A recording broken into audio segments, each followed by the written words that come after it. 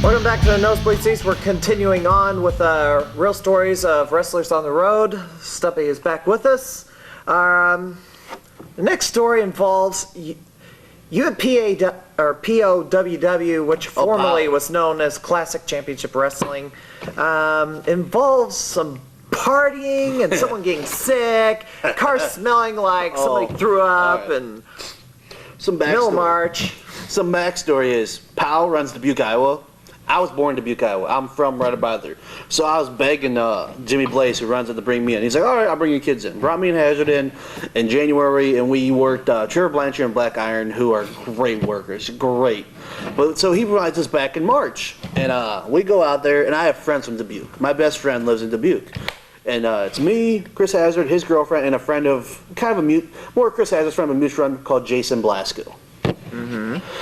And Blasco belongs to the wrestling business because he's the craziest dude I've met in my life. And I have the theory that all wrestlers go crazy after being in the business for so long. If you really love this business, you go crazy. It's just my philosophy. Right.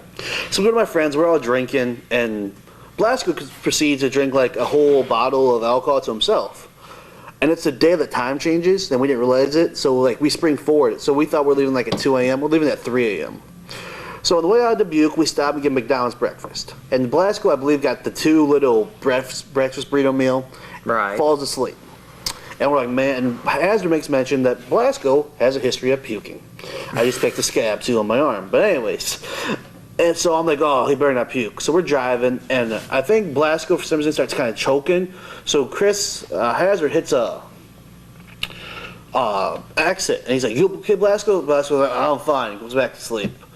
We get back on the highway. Chris happens to hit one of those like rumble sticks. 5 minutes later, all of a sudden, out of a dead sleep, all of a sudden I hear Blasco, and one solid motion somehow, Hazard's girlfriend pops the door. Hazard pulls over, and I push Blasco out into the ditch. And Blasco proceeds to puke. Surprised he didn't break his neck. Proceeds to puke in the ditch, and I'm like, did he get anything in here? Or we're like, nah. 20 minutes later, he pukes in the car this time. We pull over again, I push him out. But this time we know he's puked in the car because it smells even worse. So we finally cross, so we have to get gas. We cross into Illinois. What in the world did he eat? The breakfast burritos is what this is. Oh, we cross into Illinois, we hit this gas station, exit 1 across from 74. And he gets out, and the light, we always finally see with the light on, he's got like a huge chunk of egg right here, sausage here, just covered filthy mess. Just from neck down. And it's the middle of March. So we've been riding already for like 20 miles with the windows all the way down. So it's like 30 degrees out in the middle of the night. And we're riding out. So finally we get him cleaned up. I don't know if Hazard or his girlfriend cleaned out the back seat. And we just get home to Peoria. And that was the last time I actually saw Blasco. And Hazard says they kind of quit talking to you because he puked in his car. So he got food poisoning, I guess. No, I think he was just really drunk, because he was drunk. We were talking like, he drank more than I would recommend drinking, and I'm a good old boy who would drink all day, every day. Yeah. NGW in Havana, I was there for that. That was in May of last year. Right. I don't want to sound like me and Chris Hazard are alcoholics, but once again, me and Chris Hazard had indulged in some adult beverages. And Dennis Devine, once again, is with us. And I was bored and had made brownies, because I'm a fat kid, okay? I'm a fat guy. Mm-hmm. And I had made brownies. And I'm like, hey, let's take brownies with us so we can eat them on the way down there, because these are probably going to be really good. Dennis Devine is convinced that I've made pot brownies. And almost Havana, like, nah, dude, these are straight. They're fine. You know, you would smell it, you would see it falling out if we made pot brownies. Not that I know from making them, but I've seen it. I've seen my friends do it. I've smelled my friends making them. So finally, Dennis like, oh, these are really good. Then we convinced them they were pot brownies, but they really weren't. Oh, I got one left on the back of the sheet. All right. You got in a snowstorm on I-90, and you were in a truck stop for 5 hours. Now, this was in 2003, not last year when everybody was dealing with a blizzard of 07. No. This is like March. If you remember, like in 01 and 02 and 03, like our first snowfall for like the winter. Like go like 00 to 01, if you remember those. Like going in 02, going in 03, or going in 04. Our first snowfall, significant snowfall, would get later and later every year. Like in 02 was the middle of February. And this is like end of February, early March. I leave my house in Freeport, go to Randy's Training in Lake Barrington, Illinois. And I look at the weather, because I kind of heard there was a snowstorm coming. I was like, nope, it's going to hit tomorrow. Fine, I'll get there. I'll get back early tonight. Get to training. It's kind of spitting snow a little bit. I'm like, I asked the guys, hey, was Chicago supposed to get a big snowstorm? No, it's supposed to kind of spit all night and have a big one tomorrow. Okay, go train. You didn't watch the Weather Channel, did you? I swear I looked at it. We go train. I get out at like 10:30, 11 o'clock. It's kind of harder. I'm like, oh, I'll start home, go a little slow. I got a small car, engine weight over top of the wheels. I'll be fine. Drove the snow my whole life. Okay. I hit, so let's do this the whole time. I hit I-90, blizzard. As soon as I hit I-90, it's a blizzard. So I drive, and I get to this big truck stop. It's by Hampshire, Illinois. It's this huge truck stop. Everyone who's ever run I-90 knows exactly what I'm talking about. Pull in there just to get some hot cocoa or something, because I knew it was going to be a long drive. As I'm getting ready to hop back in the car, state trooper pulls up. Son, you ain't going nowhere. We're shutting down the interstate for a little bit so we can clear some of the snow away. So I got stuck at this truck stop for like 5 hours, all these truckers. And that's about the end of that No story. alternate route. No, the alternate route would have been US 20, which is really windy from Hampshire to Marengo, and I didn't really feel like dealing with that. Do you have any memories?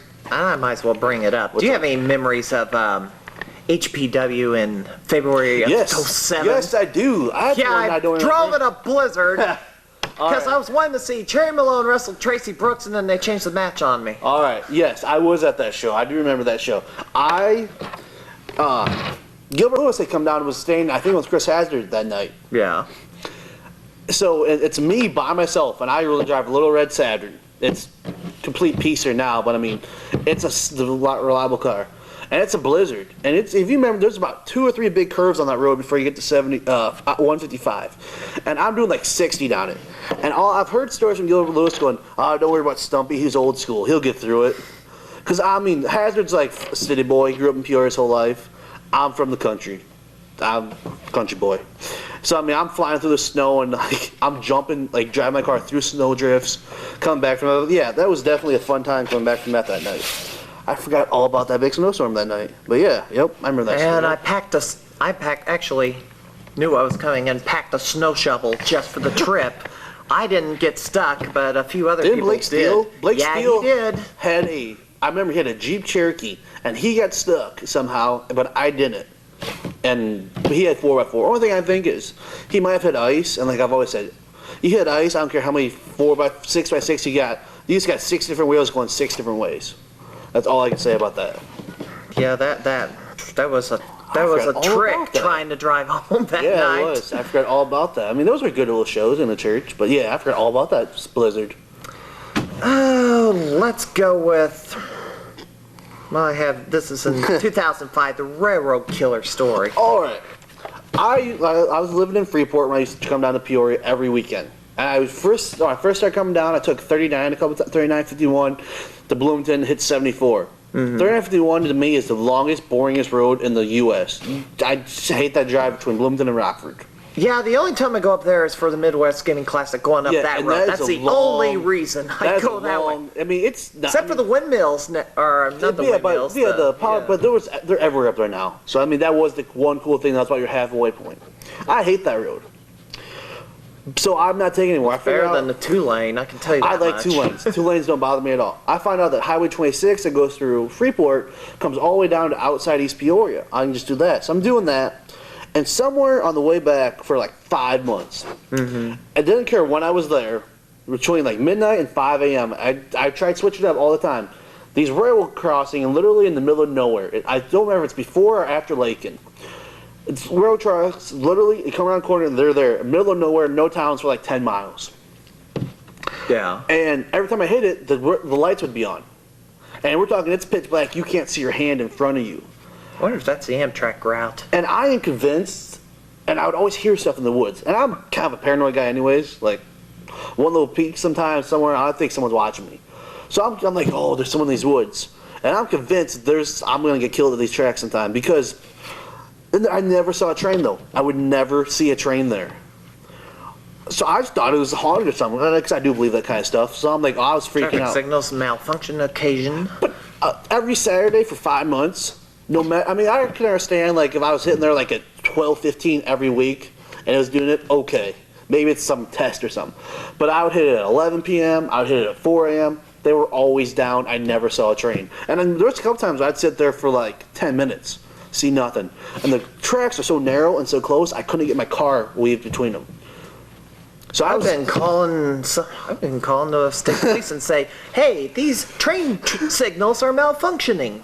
Yeah, but I didn't know. I don't know. I don't think that kind of stuff. I'm a young punk. I'll openly admit that. So I was like, whatever. But I mean, I ended up started using a different route, and I only go by there during the day anymore.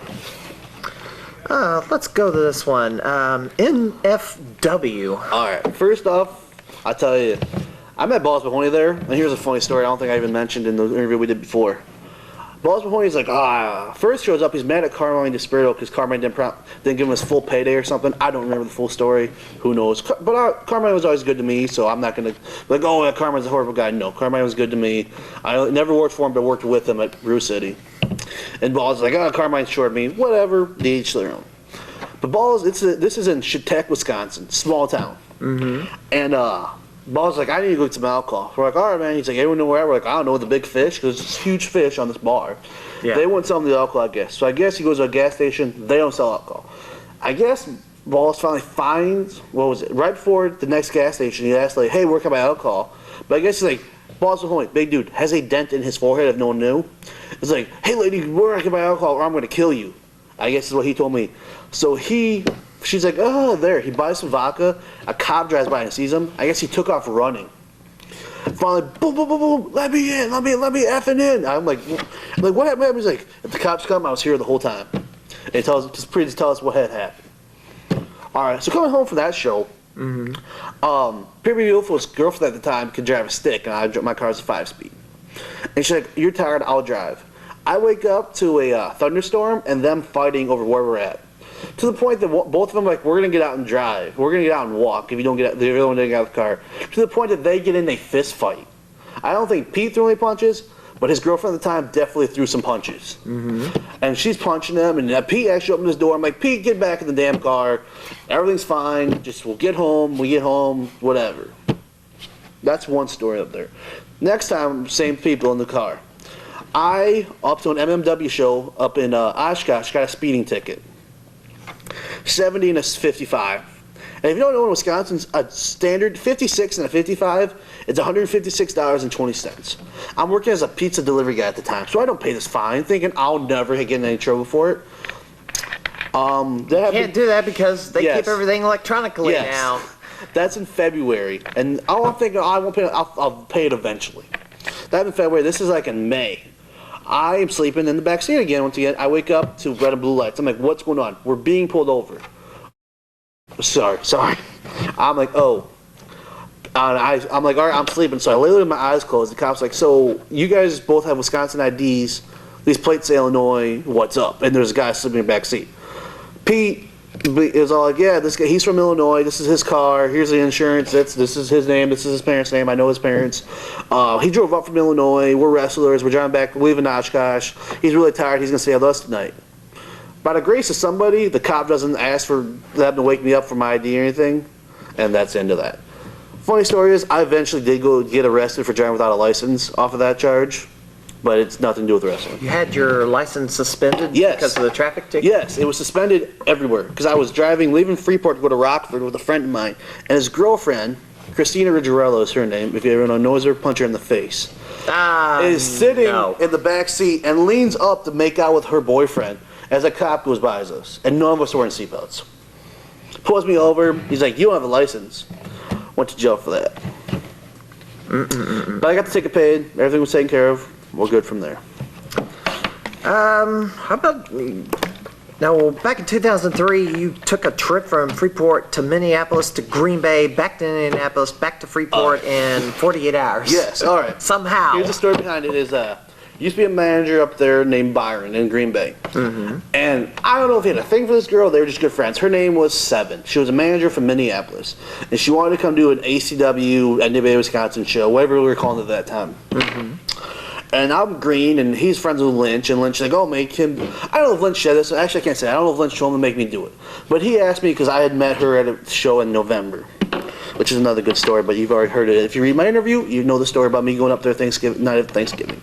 Meet her. If you can't find it, it's at rapsheet.tripod.com. Yeah. And there's a link there. I'll tell the story real quick after this. But anyways, all week they're like, hey, we come up to Minneapolis, pick her up, come to Green Bay, take her home, and then whatever. I'm like, sure, whatever. Finally, Friday shows up. I don't want to do it. So I call her. I'm like, hey, my car's broke down. She's like, I knew you'd do this, blah, blah, blah. Makes me a guilt trip. Finally, I'm like, fine, whatever.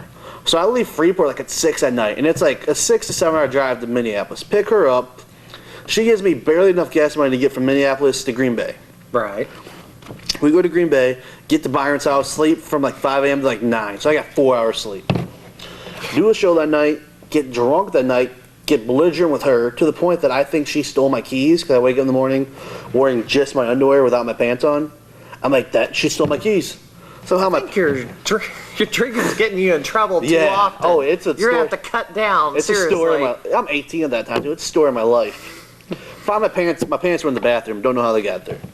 So finally, I'm thinking, all right, we'll leave like at noon. I can be back in Illinois by like 1 a.m. I'll be fine.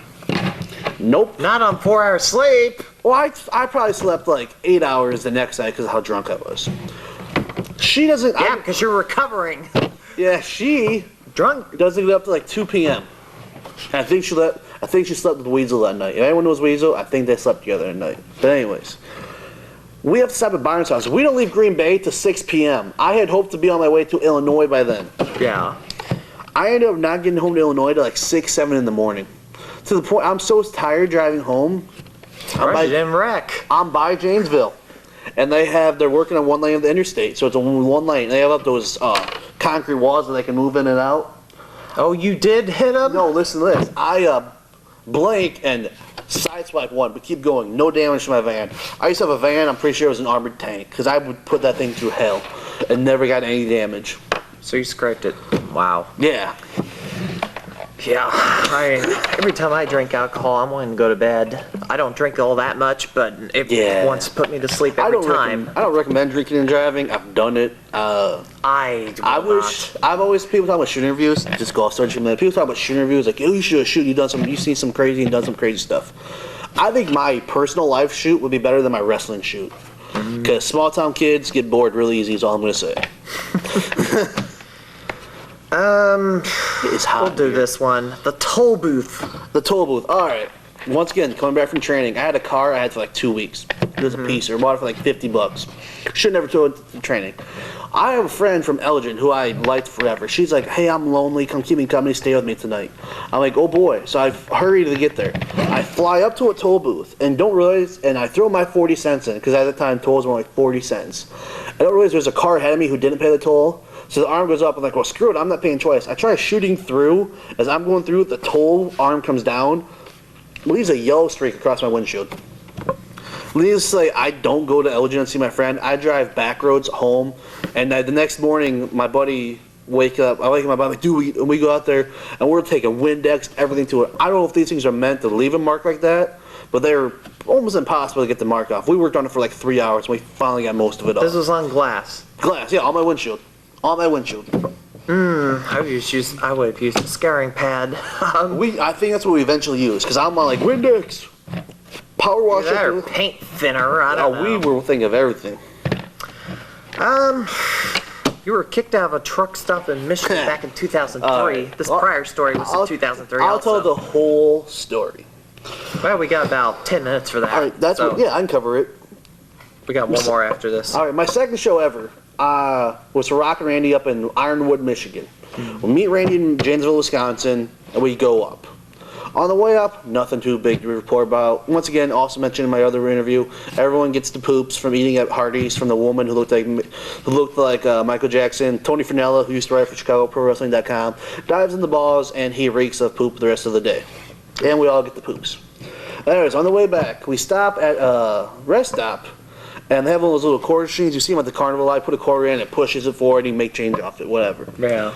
Me and Tony are playing it, and this wrestler, Joey B, comes up and is like, hey, watch this. And he tilts it, and it freezes. I don't know if it magnetizes or something, but nothing moves inside, and an alarm goes off. And we weren't really... Well, what did you think was going to happen? I didn't know what was going to go on. You can't cheat like that. He's not a doofus. He was just one of the boys trying to do something, whatever. You can't blame him. Funny. But because we were like, yeah, tip it. So we weren't really kicked out, but we were asked that we should probably go stand outside and wait for the rest of our friends to get done. Later in the trip, in the one car, it's Joe's car. He's driving a black and Travis time. It's Joe driving. Dash Phoenix is up front.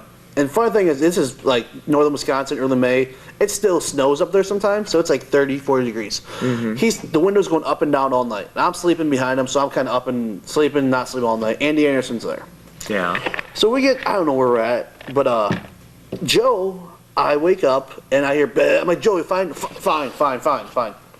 right, fall back asleep. You almost dropped the F-bomb. Careful. Yeah, I know. We're driving again. I'm like, Joe, you fine? He's like, oh, I'm beautiful. There's a car. I'm like, there's a car. He swerved to hit finally. So finally, I'm like, all right, Joe, I'm going back to sleep. But I close this eye open, and I see Joe nodding off. But this time, we're going from the right lane through the left lane and hit the rumble strips on the left side. I'm like, Joe, pull over. He's like, fine. He pulled over, and I drove the rest of the way. But he could have killed us all that night if I hadn't kept waking up, because Andy Anderson and Dash were not waking up. We get back to Janesville. Dash is like, did you drive the whole way? He didn't remember who was driving when we left. So that shows how tired he was. Wow. Last one on this list, Gloria Love. What the heck is that all about? Alrighty. Randy and Burt Prentice had a working relationship that Randy would send him like jobber guys for his TV, and I always did it because it was great exposure. Well, I'd done there once. It was me, Chandler McClure, Arson once again, and Chip Skippums, who was just a ref who refs once in a while. Right. And with that trip, nothing too big to report on. Next time, it's me, Chandler, and Justin Cage, who has since retired but was a heck of a talent. That guy, yes. I mean, if you ever find anything Justin Cage online, look at it. The guy was great. But anyways, we go to Nashville, come back, get stuck in Louisville through some tornadoes. We finally get back to Chicago. It's like rush hour Saturday morning, so it's not really rush hour, but it's busy traffic in Chicago. And so, I mean, we're all cranky. I mean, I slept coming home, they slept going down there, but we're still cranky because it's not comfortable being when you're 6 foot. I don't care how big, even my size or Justin Cage was like 5'10", 180, sleeping in a vehicle. It's not comfortable. Yeah, so you're sleeping, but you're not getting good sleep. So we're all just kind of irritable. Thank God we're home or we're going to kill each other. Chandler McClure is a big pop punk fan, I guess. And he had Newfound Glory CD of them redoing like 80 songs. And the Gloria Love, which is from Karate Kid 2 or 3. Newfound Glory redid it. And me and Cage are just blaring, jamming out to it. 10 times in a row we listen to the song. McClure goes, screw it. Yanks the CD out, throws it out in the middle of the traffic, his own CD. Because he could not stand us listening to it anymore. And that's probably the first good story I had from wrestling, because that was like summer of 03. And that's funny stuff considering that if you ever meet Chandler McClure, he's a really mellow guy. And then all of a sudden, he just snapped, throws out the CD, and me and Cage laughed for like half an hour about it. And Chandler the whole time was like just pissy. It was hilarious. Maybe one of those stories, probably not the funny coming across, but he had to be there. It was hilarious. Well, that was the last one on the list, so I got a few other questions off the top of my head. Have you ever had a fight with a fan? Now, we've already know the deal with the two guys, so with Kyle Rich and Ryan Phoenix, so we won't go over that again.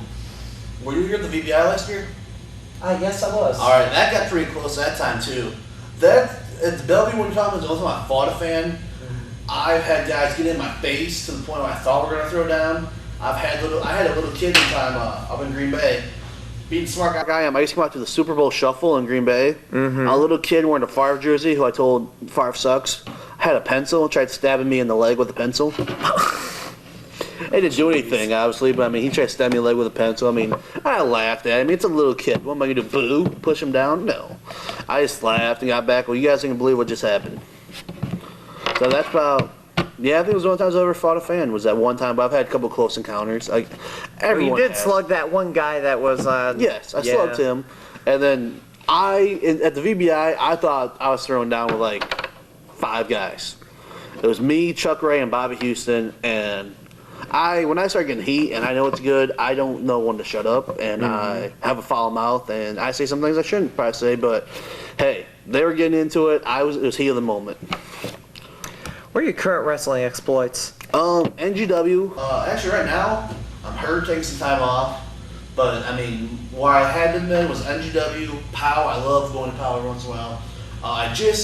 Last match I'm going to do for a couple months was last weekend up in NWA, Wisconsin, which is great to see some old faces. It was good times up there with all those guys. GAW, maybe I like to go back to. New Midwest. Justin McIntyre for 2 years has been telling me, I want to bring you in, but I don't want to just bring you as a guy. I want to have an idea for it. So every couple months, I was like, here's my idea. Nothing. But I love Justin. He's a good guy. But, I mean, I love to work there. But where I consistently work is Live Pro Wrestling for Bobby Houston, NGW, and then I try to fill in the gaps with, like, Big Daddy's Fed. Yeah, let's get to that real quick. All right. What's the deal with OSWA? I mean, they're now called WPPF. Okay. I ain't going along with that. I did a show for Bobby Houston where Big Daddy, I was told, and I do believe because me and Bobby Houston are good friends, Big Daddy was like, I want to be in your show and I'll pay for Diego Carleone and Adam Evans. Mm-hmm. Diego never showed up. Adam showed up and Big Daddy and Adam worked. Adam's a great guy, nice guy. I asked him how it was. Said it went great. I've heard otherwise from other people. Who cares? Whatever. So I emailed Big Daddy like, hey, I see you run some shows. I'd like to maybe get on them. He's like, okay, what do you want for a payday? $40 fine. He's like, okay. He never stiffed me on pay. It was short once. I didn't care. He told me it was going to be short going in. It wasn't short too much. He told me it was going in. And I always had fun on his shows. I worked Trek Thomas on his show in Kiwani with Dr. Death Steve Williams. And people who don't know, Dr. Death had a throat cancer. Now has to engage his voice to talk. Mm-hmm. And he personally came up to me and truck in the back goes, that was one of the best matches I've seen in a long time. So that meant a lot to me because I'm a huge Terry Gordy fan, which by default makes me a huge Dr. Death fan. So, I mean, that was probably one of the coolest things that happened to me was having Dr. Death go make a point to come to the back and tell me that was a good match because he was out watching it out and selling gimmicks. Why do you think they've been having trouble drawing fans lately? Drawing fans, I don't know. I don't know if he's flying or what's going on. I don't have friends that way who can tell me, hey, blah, blah. I do have a cousin who lives in Galesburg area who said he saw flyers for the show that drew 300 or so. He said he saw flyers. Well, they started off, they drew big, and then since then they've gone to like 50 a show they or drew something. big that one show that I wasn't at in Galesburg. Yeah. I did a show for him in Moline. It drew probably 50, maybe 100. Kiwani, probably about 100. And then I did a show for him in... where SCW used to run, Don's Pub in Donahue, Iowa. Yep. Drew 20. I mean, but he always paid me, so I can't, like, I was like, oh, he doesn't pay me. I wonder where he gets the money, because, like... Well, I heard, this is, once again, hearsay.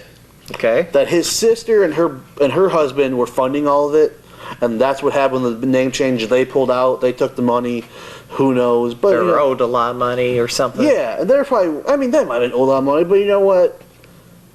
I know I like Big Daddy, personally, I do, and I hope he would be like, hey, you're probably not going to make a lot of money off this, so if you want to help me, fine. If not, I understand. But if you lie to him, okay, you've got duped. A worker worked you. Big deal. But I don't like, if supposedly they took the money halfway through a show, I don't agree with that. Pay the wrestlers, they're there, and then take your issue up with Big Daddy. Okay. Well, let's go back.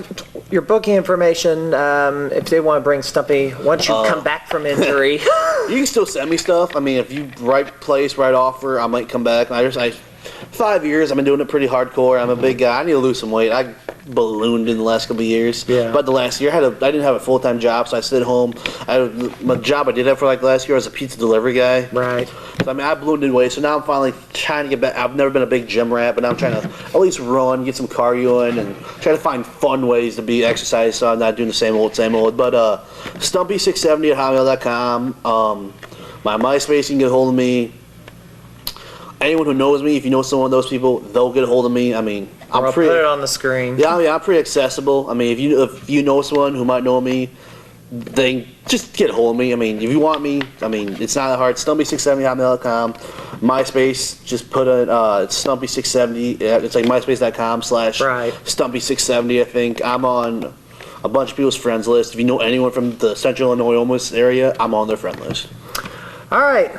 That's it for this program. If you want to find out more information about the Nosebleed Seats, our MySpace is myspace.com, the Nosebleed Seats. I also have the St. Louis Wrestling Community. If you want to track what's going on in the Central Illinois wrestling area and beyond, stlwrestling.livejournal.com. Chris Lee will hopefully be back next week. I'm the Mad Conservative Crime Fighter. We'll see you next time.